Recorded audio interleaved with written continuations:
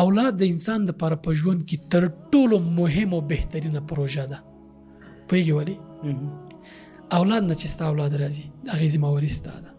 هغې نه چې کوم نسل راځي کړوسو پورې او پردو پورې وپوښته، دا ستا مسؤلیت دی.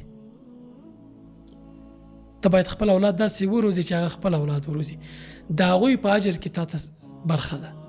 که ستا اولاد قرآن ولي او تا ورته زده کړی یا تا پیدا کار کړی چې هغې زده کړي، د هغې د قرآن تلاوت کې تا ته ثواب دی. الماس ورور، دا بهانه ده چې زه خپل اولاد تربیې ته وخت نه لرم.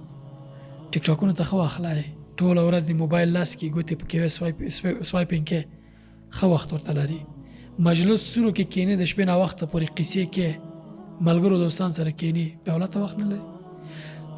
مشکل دا دی چې انسانانو خپل لومړیتوبونه هېر کړي دي، پرېښي دي. لومړیتوب ستا کورنۍ ده، ستا اولاد ده، ستا مېرمن ده، ستا کورنۍ ده، بیا نور کسان دي.